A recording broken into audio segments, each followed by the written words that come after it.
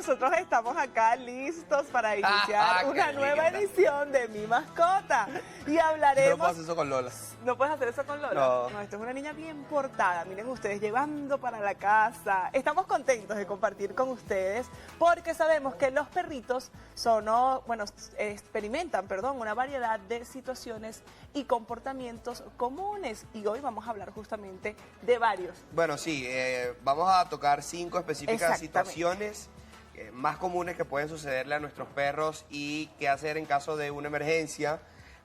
Estoy seguro que vamos a poder ampliar muchísimo más esto, pero bueno, para ello nos acompaña el veterinario Richard Díaz. Bienvenido, Richard, ¿cómo está? Bien, muchísimas gracias por la invitación. Bueno, un verdadero placer tenerte, además porque siempre en torno a nuestras mascotas hay muchos mitos, hay muchos rumores, a veces no sabemos cómo abordar ciertas situaciones que nos pueden suceder con nuestras mascotas. Isa. Y por eso queremos comenzar hablando de esas situaciones de emergencia que son comunes en nuestros perritos. La intoxicación o ingesta de algo indebido, como los chocolates, las uvas, pasas, medicamentos humanos o algún tipo de veneno. Sabemos que debemos ir, donde un veterinario, pero ¿qué se puede hacer? ¿Cómo se puede actuar de manera inmediata, Richard, desde casa? Mira, para todas estas emergencias siempre uno habla con el propietario de qué es lo que tú puedes decir, espero o voy directo a la clínica veterinaria, y en parte también por eso esta charla de hoy, porque son esas 5 situaciones en las que tú dices, ¿de verdad tengo que ir al veterinario o puedo esperar a mañana? Como tú dices, la intoxicación es una de las principales, de hecho es uno de los principales motivos de consulta durante el día y en la emergencia nocturna, y en muchas de estas situaciones, en específico el propietario puede hacer muy pocas cosas en la casa. Generalmente nosotros tenemos una opción que no sé si es en medicina humana, que se llama triaje telefónico, en la que tú puedes llamar a la clínica y decir, mira, me está pasando esto con la mascota, ¿debo ir a la consulta o no? Y ahí se te orienta de, sí, tráelo de una vez, hay que hacer este manejo. Estos son los síntomas que está teniendo. Se comió un chocolate o tenía veneno de rata por ahí, vi que se lo comió, ¿debo ir a la clínica? Sí, debes asistir de inmediato, y las intoxicaciones son de esas emergencias donde uno no puede esperar a mañana, sino que tiene que ir de inmediato a la clínica para ser atendido por un veterinario. Ok, vamos a seguir hablando justamente de esta situación. Tenemos otras situaciones en común, por ejemplo, cuando los perritos se presentan vómito y diarrea, y eso lo vamos a tocar. Quiero que seguimos hablando con la intoxicación, porque en serio es más común de lo que uno cree. De hecho, irresponsablemente, a veces por la desinformación, uno comete imprudencias con las mascotas. Como el chocolate. Por ejemplo, el chocolate. Y de hecho, yo viví una experiencia súper terrible con Lola. Lola estaba más cachorra. Se comió 3 barras de chocolate. Ay, por Dios. Pero porque literalmente las encontró sobre la mesa. Ella no sé de qué manera se montó sobre la mesa y se comió 3 barras de chocolate. Y pasé toda la noche hospitalizada. O sea, Lola pasó toda la noche hospitalizada. Y una de las cosas que nos decían, o que nos dijo como un cuidador de perros, no era un veterinario, fue inducirle al vómito con agua oxigenada para que te diera tiempo de ir hasta la clínica. ¿Esto ayuda? Puede sí, puede no. O el aceite, que la mayoría de las personas también lo hacen. Correcto, o sea, vamos a romper estos mitos desde ya. Sí, bueno, ese punto que tú tocas es importante, lo del aceite y la leche, que lo utilizan mucho las personas. Para algunos tóxicos eso está totalmente contraindicado. De hecho, hay algunos tóxicos que el aceite o la leche pueden protegernos y hacer que duren más tiempo en el sistema. Imagínate. Y es lo que hace comúnmente la gente. Con respecto al hacer vomitar, si era una recomendación, yo personalmente no lo recomiendo.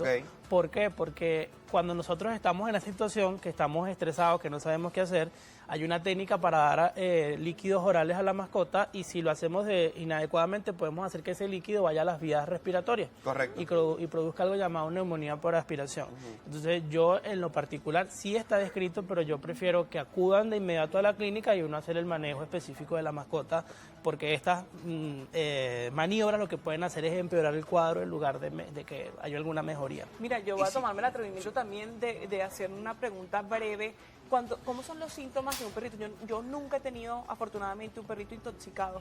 ¿Se hinchan igual? ¿Se ponen rojos? ¿Cómo es? ¿Vomitan? Depende del tóxico. Generalmente los más comunes, que son los venenos de chiripa, que es el más común, generan una clínica donde hay intranquilidad, dificultad respiratoria, salivación, puede haber convulsiones y pues para correr a la clínica. Un punto importante con el veneno de rata, que mucha gente no le presta atención, es que siempre que acudimos a estas consultas, se atiende la mascota, se maneja la emergencia y la mayoría de las personas no regresa a la consulta. Pero con el veneno de rata hay un punto importante y es que este veneno no se metaboliza de inmediato, sino que se metaboliza a los días y el veneno de rata genera problemas de coagulación. Entonces hay que hacer unos examencitos que no se pueden hacer en ese momento porque no me van a dar alteración sino a los días. Y la mayoría de la gente no regresa a la consulta. Entonces, con esa emergencia en particular, deben asistir y deben cumplir lo que el veterinario les está indicando en la consulta y no desaparecerse, que lo hace mucha gente. Perfecto. Ok, vemos el vómito y la diarrea en nuestra mascota. ¿Qué debemos hacer? ¿Por qué sucede esto? ¿Es una señal de algo grave? También es de las principales emergencias que vemos en la consulta, principalmente las nocturnas, que es que arrancan a vómitos y diarrea. Sí. En razas pequeñas tiende a verse muchísimo más, por ejemplo, Poodle, que es una raza bien descrita para esos cuadros. Ellos tienen cierta sensibilidad gastrointestinal que hace que se comió algo que no debía, le dimos algo que no debía, genera cuadros de vómitos y diarrea y aunque no es algo que en sí puede hacer que su vida peligre de inmediato, sí repetidos cuadros de vómito y diarrea pueden hacer que se deshidraten y requieran atención en la clínica. Entonces sí, es una de las principales causas. Ok, hablemos ahora de los comportamientos instintivos.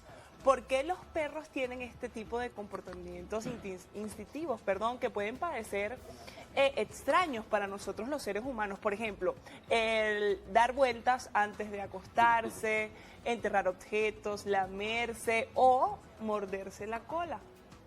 Mira, desde el punto de vista veterinario, muchos de esos comportamientos pueden venir dados con el carácter de la mascota, el dar vueltas para acostarse y demás. Hay algunos otros comportamientos que pueden asociarse a cuadros de ansiedad, ¿ok? Que es una enfermedad que igual que en personas se presenta muchísimo, ya que pero en animales es algo que antes no lo tomamos mucho en consideración y que puede ser base de muchísimas enfermedades. Por ejemplo, el morderse, el lamerse las patas, se llaman conductas aberrantes, muchas veces pueden ser secundarias a algo de ansiedad. Generalmente, y eso es un punto importante, puede ser algo que le esté generando en el momento en la casa, también pasa muchísimo con los gatos y eso puede ser base para que se desarrollen otras enfermedades, por ejemplo las urinarias, que en gatos es súper común que el estrés y la ansiedad las generan. O sea, hay un detonante para que se pueda manifestar una enfermedad en las mascotas. En muchos casos sí. Mira, yo he tenido casos donde empezaron a construir en la casa al lado, o llegó una persona nueva, se fue alguien de la casa y se mudaron. El comportamiento de la mascota empieza a cambiar muchísimo. Y sobre ese punto justamente quiero que hablemos. O sea, una mascota, un perro puede tener miedo a un objeto, a un sonido. ¿Por qué ocurre esto? O sea, ¿qué podemos hacer en este caso cuando comenzamos a notarlo? Porque de repente vivía en una casa, tenía un jardín, luego se mudó a un apartamento. Luego en el apartamento comenzó a tener esa actitud un poco más estresada, cero amigable, más apática. ¿Sucede esto? Sí, claro. Si cambiamos el ambiente y lo exponemos a algo nuevo, los animales muchas veces el miedo y inclusive en algunos casos la agresividad, que mucha gente lo toma como algo que sea de la conducta de la mascota, pero puede ser secundario a que tenga miedo, a que desarrolle situaciones así, no quiere salir, animales que no quieren pasar por un pasillo de la casa o hay algo que les da mucho miedo.